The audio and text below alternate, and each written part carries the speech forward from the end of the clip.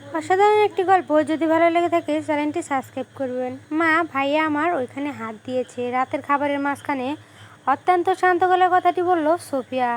তার সেই শান্ত কণ্ঠস্বর পুরো টেবিলটাকে যেন বরফ করে দিল। মারিয়ানা কোনো প্রশ্ন করেনি, কোনো তদন্ত করেনি, বিন্দুমাত্র দ্বিধাও করেনি। ঠিক সেই রাতে সে তার ছেলেকে ডিয়েগোকে রক্তাক্ত অবস্থায় উঠানে ফেলে রেখে পরিবার থেকে তার নাম চিরতরে মুছে দিল। 2 বছর পর যখন ছোট্ট মেয়েটি বেঁচে থাকার জন্য একটা কিডনির প্রয়োজন হলো, তখন ডাক্তার এমন একটি কথা বললেন যা মারিয়ানার আত্মাকে টুকরো টুকরো করে দিল। সবচেয়ে উন্মুক্ত ডোনার হয়তো তার ভাই হতে পারে। দালাহারার ফুয়েন্তেস পরিবারের তখন একটা সাধারণ রবিবার। টেবিলে সাজানো লাল ভাত, মটরশুঁটি, গরম তরকারি, রুটি, মোনকাহেসের সস আর পরিবারের সেই চেনা হাসির শব্দ, যা মাঝে মাঝে ক্ষত সরানোর চেয়ে সত্যিকে আড়াল করতে বেশি সাহায্য করে।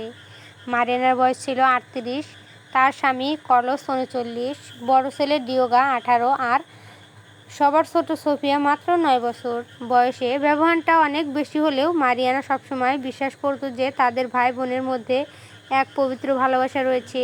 ডিয়েগো ছিল শান্ত, গভীর স্বভাবের। সে সেইসব ছেলেদের মতো ছিল যারা কথা বলার চেয়ে পড়াশোনাতেই বেশি সময় কাটায়। বিশ্ববিদ্যালয় থেকে ফিরে সে নিজের ঘরে ঢুকে যেত, সোফিয়াকে হোমওয়ার্ক করতে সাহায্য করত। আর মারিয়ানার বাড়ি ফিরতে দেরি হলে সোফিয়ার জন্য দুধ গরম করে রাখত। সে কখনো চিৎকার করতো না, কখনো কোনো ঝামেলায় জড়াতো না। তাকে অবিশ্বাস করার মতো কোনো কারণ কখনো কেউ পায়নি। সোফিয়া ছিল ঠিক তার উল্টো, চঞ্চল, বাচাল, মায়ের পেছনে ছায়ার মতো লেগে থাকতো সবসময়। ছোট্ট মেয়েটি পুরো বাড়িটাকে প্রশ্ন, গান আর ফ্রিজ আঠা দিয়ে আটকে রাখতে হরেক রকম আঁকিবুকিতে ভরিয়ে রাখত। সেই রাতেও সব কিছু স্বাভাবিক মনে হচ্ছিল যতক্ষণ না সোফিয়া তার চামচটা নামিয়ে রাখলো এবং কোনো কান্না ছাড়াই কথা বলে উঠল, কোনো কাঁপুনি ছাড়াই, কোনো ভয় ছাড়াই।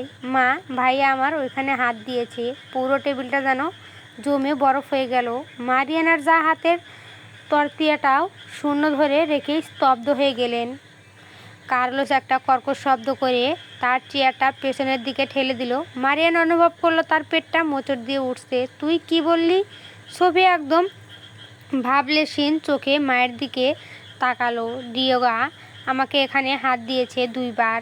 কেউ একটা শ্বাস পর্যন্ত নিল না। কেউ জিজ্ঞেস করলো না কখন, কেউ জিজ্ঞেস করলো না কিভাবে, কেউ কোনো সাইকোলজিস্ট বা মনোবিদকে ডাকলো না।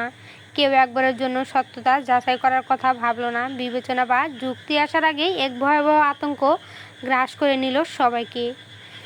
ডিয়েগো তখন বাড়িতে ছিল না। কার্লোস তাকে ফোন করলো, এখনই বাড়িতে চলে আয়। কিছু হয়েছে বাবা? এখনই আয়। 20 মিনিট পর। ডিয়েগো কাঁধে ব্যাগ নিয়ে, গলায় হেডফোন ঝুলিয়ে বিভ্রান্ত মুখে দরজা দিয়ে ঢুকলো। কি হয়েছে? কার্লোস হিংস্রভাবে তার উপর ঝাঁপিয়ে পড়লো, তার গলা চেপে ধরে দেওয়ালের সাথে আছাড় মারল। হারামজাদা, নিজের বোনের গায়ে হাত দিতে তোর একটুও বাধলো না? ডিয়েগো ফ্যাকাশে হয়ে গেল। প্রথমে সে কিছুই বুঝতে পারছিল না, তারপরে তার চোখ দুটো এমনভাবে বড় বড় হয়ে গেল যেন কেউ তার বুকে ছুরি বসিয়ে দিয়েছে। কি? না বাবা, না, আমি কিছুই করিনি। প্রথম আঘাতেই তার নাক ফেটে গেল, রক্ত চুইয়ে পড়তে লাগলো তার শার্টে। সোফিয়া মারিয়ানার পেছনে গিয়ে লুকালো। মারিয়ানা তাকে শক্ত করে জড়িয়ে ধরল। মেঝেতে পড়ে থাকা ডিয়েগো চোখ দিয়ে তার মাকে খুঁজছিল। সে কার্লোসের দিকে তাকায়নি, সে তার চাচা ফুপুদের দিকে তাকায়নি, সে তাকিয়েছিল শুধু তার মায়ের দিকে। মা, দয়া করে আমার কথা শোনো, আমি কিচ্ছু করিনি। মারিয়ানা একটুও নড়ল না। আর ডিয়েগোর সেই চাহনি মারিয়ানাকে বছরের পর বছর তাড়া করে বেড়াবে, সেটা কোনো ভয়ের চাহনি ছিল না, সেটা কোনো ক্ষোভের চাহনি ছিল না, সেটা ছিল একটা বিশ্বাস ভেঙে যাওয়ার আকুতি। যেন শেষ মুহূর্ত পর্যন্ত সে বিশ্বাস করছিল যে পুরো পৃথিবী যদি তাকে দোষী সাব্যস্ত করে, তার মা অন্তত তাকে বাঁচাবে। কার্লোস ওপরে তার ঘরে গেল। ডিয়েগোর জামা কাপড়, কাগজপত্র, বই খাতা, একটা পুরনো জ্যাকেট আর তার ব্যাগটা টেনে বের করলো, যেগুলো সব উঠানে ছুঁড়ে ফেলে দিল। যদি কোনো দিন এই বাড়িতে আবার পা রাখিস, আমি পুলিশে দেবো। ডিয়েগো হামাগুড়ি দিয়ে দরজার গোড়ায় এগিয়ে এলো, তার পুরো মুখ রক্তে ভেসে যাচ্ছিল। মা, প্লিজ। মারিয়ানা সোফিয়াকে নিজের বুকের সাথে আরও শক্ত করে চেপে ধরল। সে একটা কথাও বলল না। উঠানের হলুদ বাতি নিচে ডিয়েগো হাঁটু গেড়ে বসে পড়ল। মা, আমাকে বাড়ি থেকে বের করে দিও না, আমি তোমার ছেলে। কার্লোস ধরাম করে দরজাটা বন্ধ করে দিল। ঠিক সেই রাতেই তারা বাড়ির দরজার তালাটা বদলে ফেলল। পরদিন থেকে তারা ডিয়েগোর বিশ্ববিদ্যালয়ে খরচ দেওয়া বন্ধ করে দিল। আত্মীয় স্বজনদের তারা বলল যে ডিয়েগো নষ্ট হয়ে গেছে। সেই বাড়ি থেকেই তার নাম চিরতরে মুছে ফেলা হলো। বসার ঘর থেকে তার ছবি সরিয়ে ফেলা হলো। তার চায়ের কাপটা আবর্জনায় ফেলে দেওয়া হলো। তার ঘরটাকে বানিয়ে দেওয়া হলো একটা স্টোর রুম। মারিয়ানা সোফিয়াকে আরও 2বার জিজ্ঞেস করছিল, আর কিছু কি হয়েছিল? মেয়েটি প্রতিবারই একই উত্তর দিত, না। আর কেউ জোর করেনি, কেউ কোনো পেশাদার সাহায্য খোঁজেনি। সেই বক্তব্যের পেছনে অন্য কোনো কারণ বা সত্য লুকিয়ে আছে কিনা তা কেউ জানতে চায়নি। সবাই সোফিয়াকে রক্ষা করার জন্য নিজেকে পিঠ চাপড়াচ্ছিল। কিন্তু দরজা বন্ধ করে দেওয়ার পর ডিয়েগোর কী হলো তা কেউ একবারের জন্য জানতে চায়নি। টানা 2 বছর মারিয়ানা এমন ভাব করতো যেন সে তার ছেলেকে মিস করে না, এমন ভাব করতো যেন মাঝরাতে সে ডিয়েগোর গলার আওয়াজ শুনতে পায় না। টেবিলে তার খালি চেয়ারটার দিকে নজর না দেওয়ার ভান করতো, নিজেকে শক্ত দেখানোর অভিনয় করতো। কিন্তু ডিয়েগোর প্রতিটা জন্মদিনে মারিয়ানার বুকটা ফেটে দিত। রাস্তায় যখনই সে পিঠে ব্যাগ নেওয়া কোনো বিশ্ববিদ্যালয়ের ছেলেকে দেখত, সে চোখ নামিয়ে নিত। কার্লোস বলতো, আমরা যা করেছি ঠিক করেছি, আর মারিয়ানা মাথা নাড়ত, কারণ এটা মেনে নেওয়া সহজ ছিল যে তারা একটা মেয়েকে বাঁচিয়েছে। কিন্তু এটা মেনে নেওয়া অসম্ভব ছিল যে তারা নিজেদের একটা ছেলেকে ধ্বংস করে দিয়েছে। তারপর সেই ফোনটা এলো, তখন রাত 3টা। একটা ফ্রেন্ডস নাইট বা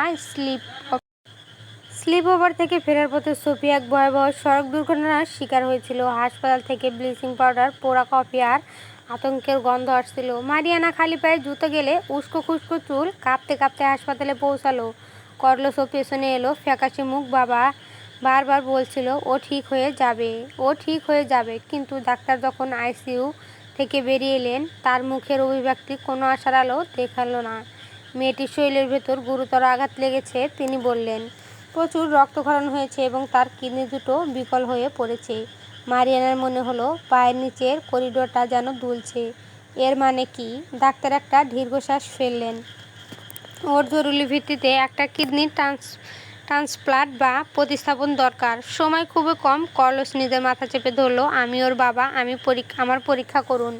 আমরা ইতিমধ্যেই সামঞ্জস্যের পরীক্ষাগুলো শুরু করেছি, ডাক্তার উত্তর দিলেন। কিন্তু জিনগত তথ্য অনুযায়ী সবচেয়ে উন্মুক্ত ডোনার হতে পারে ওর ভাই। চারপাশের নীরবতা যেন একটা মৃত্যুদণ্ডের মতো নেমে এলো। মারিয়ানা প্রথমে কিছু বুঝতে পারল না, অথবা বুঝতে চাইল না। ওর ভাই? ডাক্তার ফাইলটা পরীক্ষা করে দেখলেন, ডিয়েগো ফুয়েন্তেস পারিবারিক নথিতে বয়স 18 বছর লেখা আছে। ওকে কি খুঁজে পাওয়া সম্ভব? কার্লোস স্তব্ধ হয়ে গেল। মারিয়ানার মুখ থেকে সমস্ত রক্ত যেন শুষে নেওয়া হলো। ডিয়েগো, এই ছেলেটাকে তারা বাড়ি থেকে তাড়িয়ে দিয়েছিল, যেই নামটা এই বাড়িতে নিষিদ্ধ ছিল। যেই ছেলেটা উঠানের রক্তাক্ত মুখ কেঁদে কেঁদে তার মায়ের কাছে বিশ্বাসের ভিক্ষা চেয়েছিল, আজ কেবল সেই ছেলেই হয়তো সোফিয়াকে বাঁচাতে পারে। মারিয়ানা কাঁপানো আঙ্গুল আর ফোনটা বের করলো। সে এমন একটি নাম্বারে ডায়াল করলো যা সে গত 2 বছরে একবারও ছোঁয়নি। ডিয়েগো। নাম্বারটি এখনও সেভ করা ছিল, যেন মারিয়ানার ভেতরের একটা অংশ নাম্বার মুছে ফেলার সাহস কখনো পায়নি। সে কল বাটনে চাপ দিল 1, 2 বার, 3 বার। তারপর ওপাশ থেকে কেউ একজন ফোনটা ধরল, কিন্তু সেটা ডিয়েগোর কণ্ঠ ছিল না। সেটা ছিল এক অপরিচিত, রুক্ষ এবং ক্লান্ত কণ্ঠস্বর। কে বলছেন? মারিয়ানা কোনোমতে ঢোক গিলে বলল, আমি ওর মা। ওপাশে একটা দীর্ঘ নীরবতা নেমে এলো। তারপরে সেই কণ্ঠস্বরটি উত্তর দিল, চলবে? নেক্সট পার্টের জন্য কমেন্ট করবেন প্লিজ।